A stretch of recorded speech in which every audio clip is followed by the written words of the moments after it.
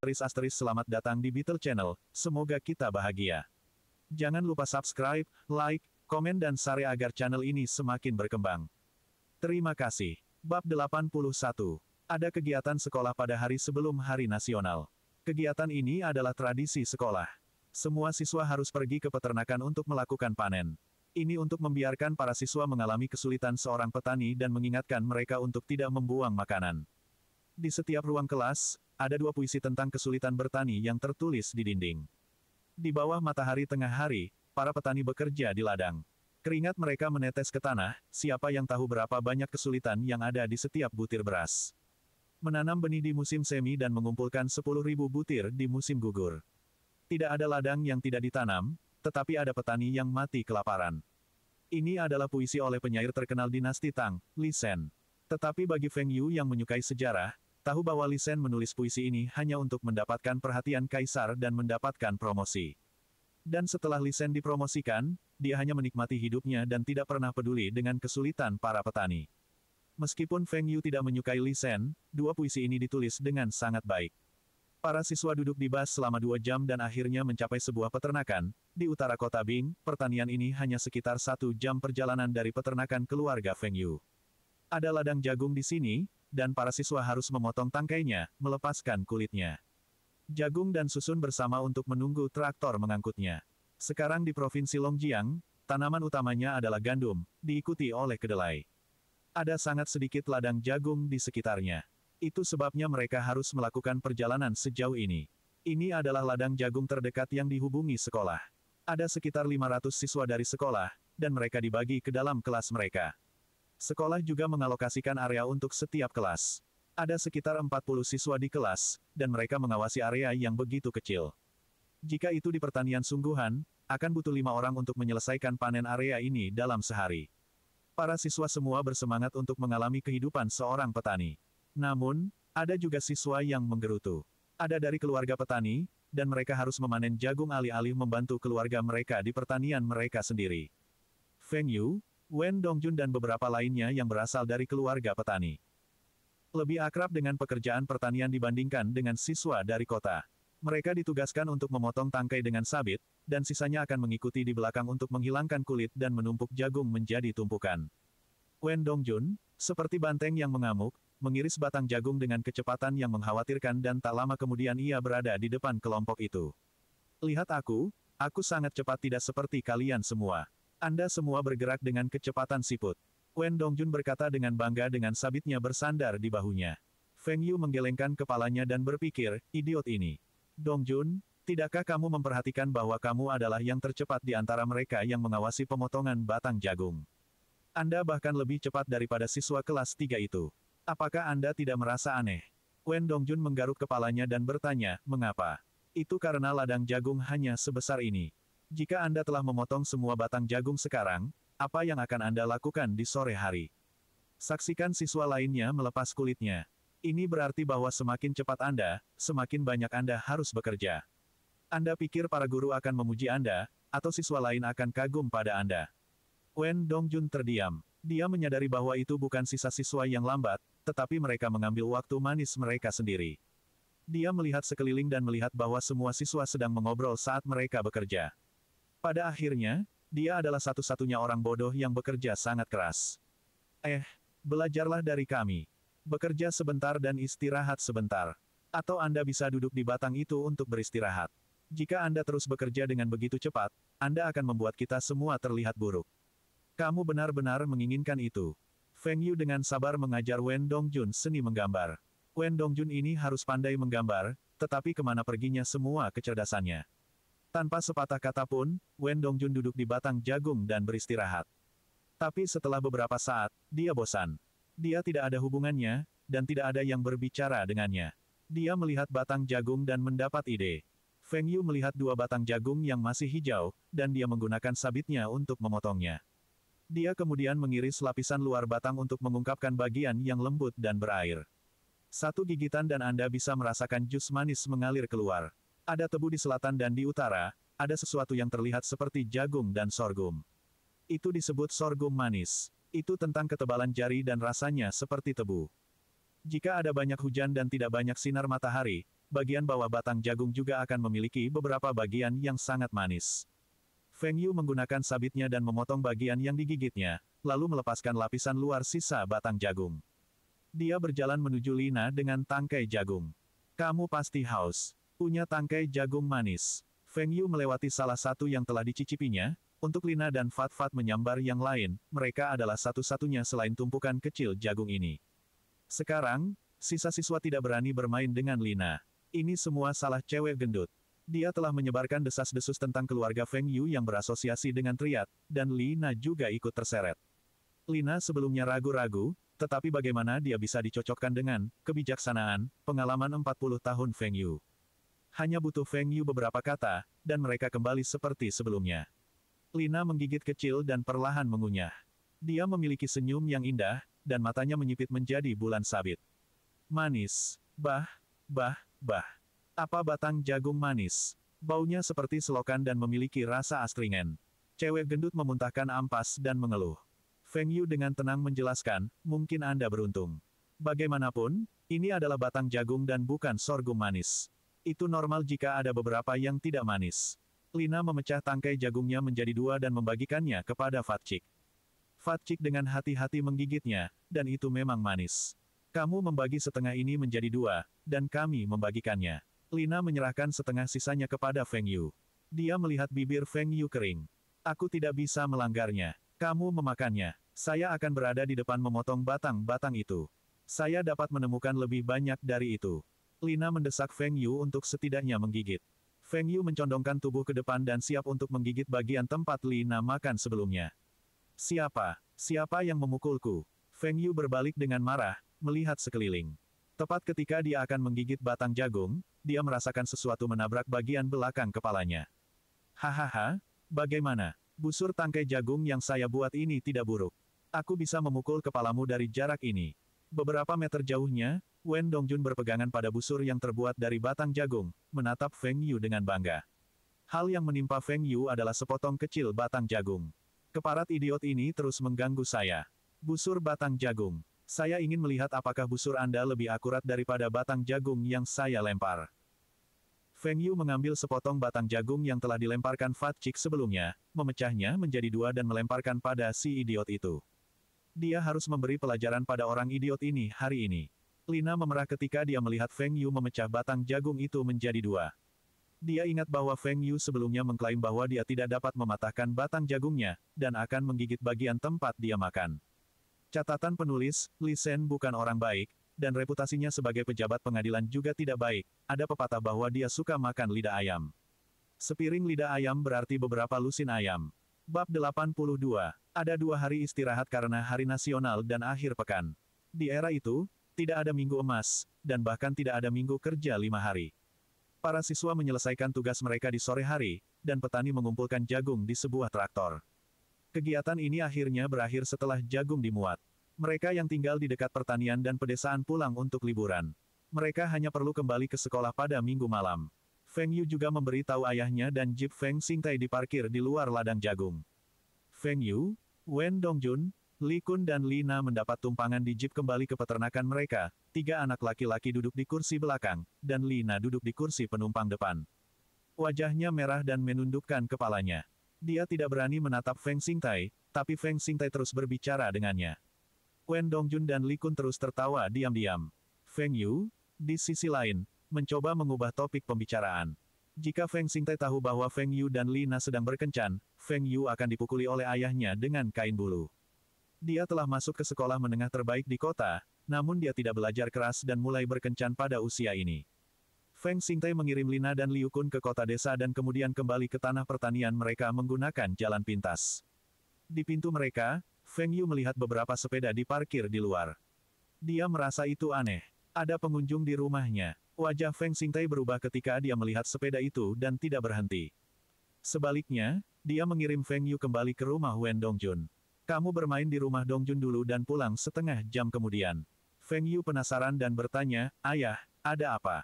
Itu bukan urusanmu. Pulang saja setelah setengah jam. Ketika Feng Yu masuk, Wen Dongjun terkejut. Bukankah Feng Yu kembali ke rumah?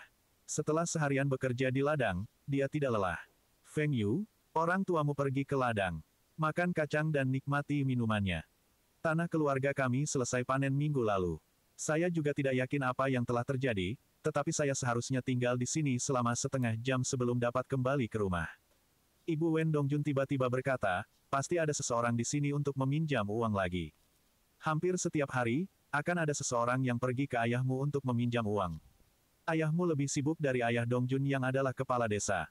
Meminjam uang. Pinjam uang apa? Tanya Wen Dongjun. Keluarga Feng Yu tidak memiliki saudara yang tinggal di desa. Siapa yang akan meminjam uang dari mereka? Feng Yu mengerti. Ini adalah hal yang menyedihkan tentang tinggal di tanah pertanian. Itu terlalu kecil, dan berita menyebar dengan sangat cepat. Jika sesuatu terjadi dalam keluarga seseorang, semua orang akan mengetahuinya pada hari berikutnya. Semua orang di desa mengatakan bahwa keluarga Feng telah menjadi kaya. Anak perempuan itu telah menemukan suami yang kaya di kota. Feng Xingtai bahkan mampu mengendarai jeep.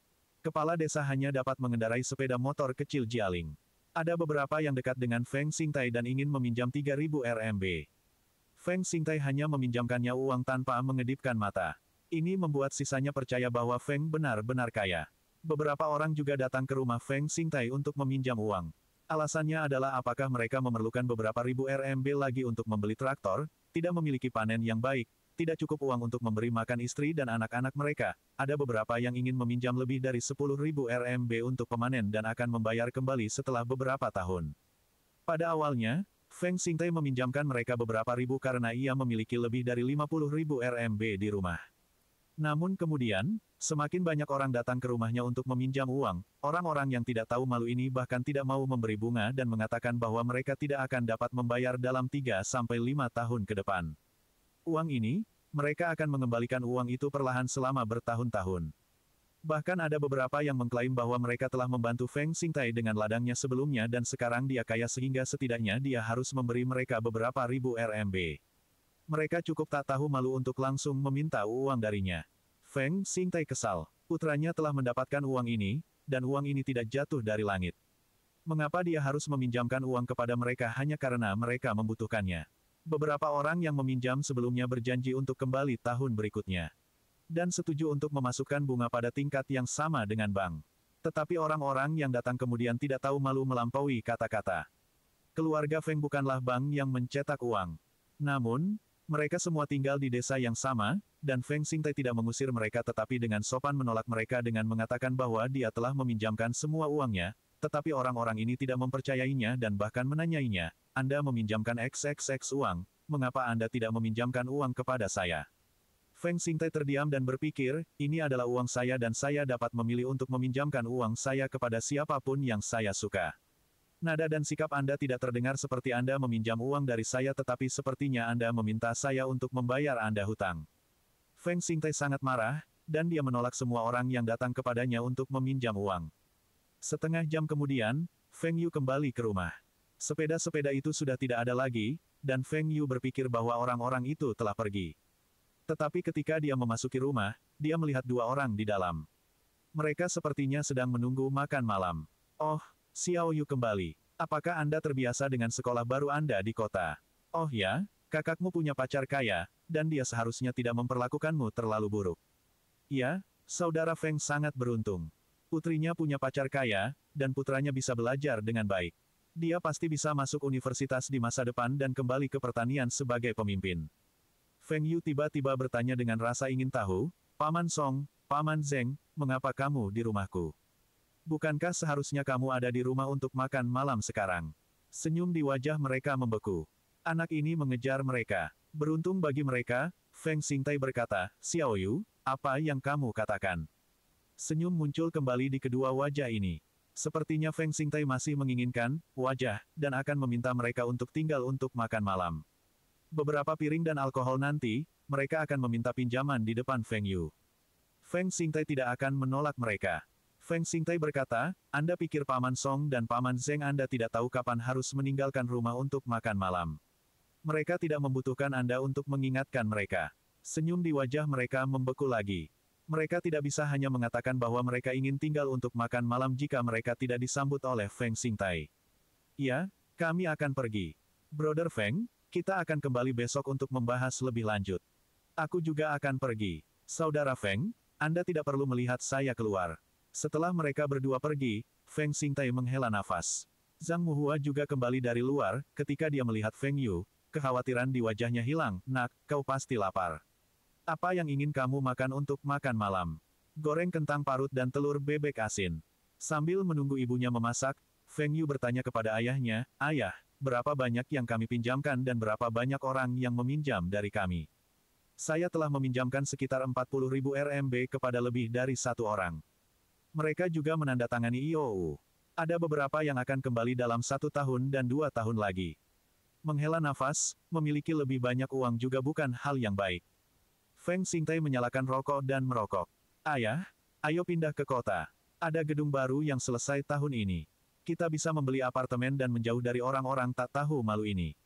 Tidak, setelah kami membeli apartemen, mereka akan berpikir bahwa kami telah menjadi sangat kaya dan akan memiliki lebih banyak alasan untuk meminjam uang dari kami.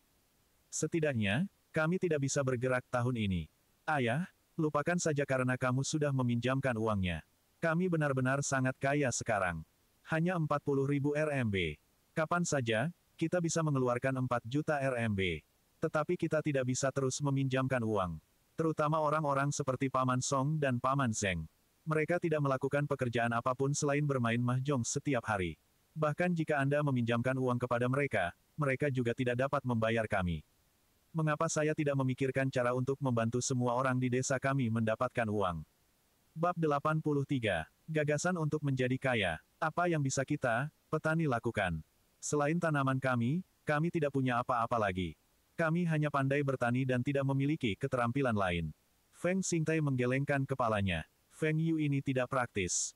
Ayah, kamu tidak percaya dengan apa yang aku katakan. Anda menyebutkan bahwa kami hanya memiliki tanaman di sini, maka kami akan melakukan pengolahan makanan. Minyak kedelai, tepung jagung, bit sejenis sayuran yang terlihat seperti wortel. Di utara, mereka menggunakannya untuk menghasilkan gula, mudah diproses. Saya bisa mendapatkan mesin untuk ini. Jika seseorang tidak bodoh, mereka akan dapat mengoperasikan mesin ini setelah pelatihan selama 2 hingga 3 hari. Industri pertanian Uni Soviet mengalami penurunan beberapa tahun ini dan pabrik pengolahan makanan tidak dalam keadaan semi-shutdown. Jika Kirilenko bisa mendapatkan fasilitas produksi mesin pertanian, maka ia seharusnya tidak memiliki masalah dalam mendapatkan mesin pengolah makanan ini. Seharusnya tidak ada masalah dengan memiliki pabrik pengolahan di pertanian. Meskipun mereka tidak dapat menghasilkan banyak di awal, di masa depan, mereka harus melakukan dengan baik. Sedangkan untuk penjualan produk, Feng Yu dapat dengan cepat memikirkan cara untuk mempopulerkan produk-produk itu. Yang paling penting bagi Feng Yu adalah dia bisa menyelesaikan masalah orang-orang yang datang untuk meminjam uang setiap hari dan membantu semua orang di pertanian untuk menjadi kaya. Kamu serius? Fasilitas produksi itu tidak murah. Selain itu, depo gandum dan departemen pertanian juga menghasilkan hal-hal ini. Anda yakin kami bisa menjual produk ini? Anda tidak khawatir tentang saluran penjualan? Saya dapat menjamin bahwa setelah makanan olahan diproduksi, itu akan dijual dengan harga tinggi. Uang untuk mesin pengolah juga tidak menjadi masalah, kami tidak akan menjadi satu-satunya yang mengeluarkan dana. Kami akan mengumpulkan dana. Mengumpulkan dana. Iya nih. Mengumpulkan dana. Besok, kami akan menggunakan sistem PA untuk memberitahu semua orang bahwa kami sedang mendirikan pabrik pengolahan makanan. Mereka yang tertarik harus membayar saham di pabrik, dan proporsi saham akan didasarkan pada jumlah yang mereka bayar. Pada akhir tahun, dividen akan dibayarkan berdasarkan jumlah saham yang mereka miliki. 100 RMB untuk saham dan 1000 RMB untuk saham di pabrik. Semua orang dari pertanian dapat berpartisipasi. Setidaknya 1000 RMB. Agak terlalu banyak. Meskipun banyak yang mampu, tidak akan banyak yang mau keluar dengan jumlah itu. Feng Xingtai berpikir bahwa ide ini tidak akan berhasil. Beberapa keluarga di pertanian memperoleh kurang dari 1000 RMB setelah dikurangi pengeluaran harian mereka hanya memiliki sekitar 100 RMB. Ada beberapa yang punya uang tetapi siapa yang mau berinvestasi di pabrik pengolahan makanan? Anak ini pandai dalam banyak hal, tetapi ia masih harus banyak belajar ketika bertani. Ayah, kamu masih percaya padaku? Saya bisa membawa mesin pengolah makanan paling canggih dari Uni Soviet. Jumlah minyak kedelai yang kami hasilkan akan jauh lebih tinggi daripada gabuh, kualitas tepung akan lebih baik, dan kita dapat menghasilkan lebih banyak gula dari bit. Anda masih berpikir bahwa kami akan merugi. Feng Yu melihat ekspresi ayahnya dan tahu bahwa dia tidak percaya apa yang dia katakan. Jadi, dia menyebutkan tentang mesin-mesin dari Uni Soviet untuk membujuknya. Mesin dari Uni Soviet. Feng Xingtai percaya apa yang dikatakan Feng Yu ketika dia mendengar ini, kesannya terhadap mesin yang diproduksi oleh Uni Soviet lebih maju dan jauh lebih baik daripada mesin domestik. Betul, ayah, kamu hanya menunggu untuk menjadi bos pabrik. Setelah makan malam, kita akan pergi ke rumah Wen Dongjun. Pabrik ini masih membutuhkan dukungan kepala desa. Saat itu malam jam 8 malam, dan Feng Yu menghabiskan setengah jam lagi untuk meyakinkan Wen Deguang. Akhirnya, dia yakin bahwa pabrik ini akan bekerja dan akan membantu desa untuk makmur. Dini hari berikutnya, semua orang terbangun oleh pengumuman dari sistem Padesa. Banyak keluarga baru saja selesai memanen ladang mereka dan mengeringkan tanaman mereka di bawah matahari. Hanya ketika mereka akhirnya memiliki beberapa hari istirahat, mereka dibangunkan oleh sistem Pa begitu pagi. Perhatian semua orang. Kabar baik, kabar baik. Feng Xingtai dari pertanian kami telah memutuskan untuk mendirikan pabrik pengolahan makanan dan mengumpulkan dana dari semua orang. Mereka yang tertarik, silakan datang ke kantor desa. Pengumuman ini terus berulang sepanjang pagi. Semua orang di pertanian telah mendengarnya. Ada yang tidak mengerti pengumuman itu juga pergi ke kantor desa karena penasaran. Oh, Brother Feng, kamu kaya sekarang, dan kamu akan mendirikan pabrik. Anda masih mengatakan bahwa Anda tidak punya uang untuk meminjamkan kami. Tolong bantu kami karena kami berasal dari desa yang sama. Saya hanya ingin meminjam 3.000 RMB. Saya akan mengembalikan Anda setelah beberapa tahun. Iya, Saudara Feng, saya ingin meminjam 3.000 RMB juga. Kami sudah saling kenal selama bertahun-tahun, dan Anda harus mengenal saya dengan baik. Feng Xingtai hanya diam. Dia mengenal orang-orang ini dengan baik, dan itulah alasan dia tidak meminjamkan uang kepada mereka. Orang-orang ini tidak tahu malu dan sarkastik. Jika mereka bukan dari desa yang sama, Feng Xingtai akan mengusir mereka. Paman Song, Paman Zeng, mengapa kamu meminjam uang? Tiba-tiba Feng Yu bertanya. Ini, kenapa kamu banyak bertanya? Anda hanya anak-anak dan tidak boleh menyela ketika orang dewasa berbicara. Mereka pasti berencana untuk bertaruh dengan uang itu. Kalian berdua masih belum belajar pelajaran Anda setelah ditangkap terakhir kali. Tersesat, atau Anda tidak akan mendapatkan tunjangan kesejahteraan Anda tahun ini. Teriak marah Wen Deguang. Kedua orang dewasa ini berteriak pada seorang anak di depan umum. Mereka menodai citra desa. Wen Deguang adalah kepala desa dan memiliki wewenang. Setelah dia memarahi mereka berdua, mereka tetap diam. Tapi keduanya tidak meninggalkan kantor dan ingin tetap menonton pertunjukan. Feng Xingtai akan mendirikan pabrik. Kami akan mengganggu rencana Anda. Hampir semua orang ada di sini. Xingtai, kamu bisa memberitahu semua orang rencanamu. Feng Xingtai berdiri dan mengulangi apa yang dikatakan Feng Yu tadi malam. Tetapi dia tidak menyebutkan apapun tentang mesin-mesin Uni Soviet. Dia hanya mengatakan bahwa dia ingin mendirikan pabrik pengolahan makanan dan mereka yang tertarik dapat membayar sejumlah uang untuk membeli saham di pabrik. Ini disebut sistem kepemilikan saham. Ada banyak pabrik swasta di China sekarang, yang beroperasi dengan cara ini. Semuanya, jangan dengarkan dia. Dia ingin menipu uang kita. Uang yang Anda bayar untuk saham akan masuk ke sakunya, dan dia akan menyetor uang di bank untuk mendapatkan bunga. Teriak Song Deliang. Betul, Feng Xingtai sangat kaya dan jika dia ingin mendirikan pabrik, mengapa dia harus mengumpulkan dana dari kita? Apakah kamu tidak membaca koran? Ada banyak orang yang ditipu oleh skema semacam ini. Feng Xingtai adalah penipu. Zheng Guangming juga berteriak. Kalian berdua diam. Merupakan pelanggaran untuk menyebarkan desas-desus adalah melanggar hukum. Anda berdua hanya bermalas-malasan dan tidak ingin bekerja, namun Anda masih punya keberanian untuk mengatakan yang lain. Anda berdua adalah aib bagi keluarga Anda. Akuntan Liu, seret mereka berdua. Teriak Wen Deguang dengan marah. Dia menyebut semua orang di sini, dan mereka berdua menyebut Feng Xingtai pembohong dan penipu. Bukankah itu termasuk dia? Feng Yu cukup senang dengan keduanya. Mulai sekarang dan seterusnya, siapa yang berani pergi ke rumahnya dan meminjam uang? Jika seseorang benar-benar pergi dan meminjam uang, Feng Xingtai dapat, pada gilirannya, meminta mereka untuk berinvestasi di pabrik. Sama seperti mempromosikan MW ke agen asuransi. Feng Yu merasa bahwa ini adalah kesempatan bagi sesama penduduk desa dan ini bersifat sukarela, dia dapat menjamin mereka yang berinvestasi bahwa pabrik ini akan lebih menguntungkan daripada bertani. Mereka yang tidak berinvestasi dapat menyesal. Meskipun kedua pengacau itu diusir, banyak yang lain juga pergi. Mereka mengira desa itu membagikan barang, tetapi sebaliknya, mereka ingin mengumpulkan uang dari mereka. Pabrik pengolahan makanan. Ini akan menjadi keajaiban jika menguntungkan.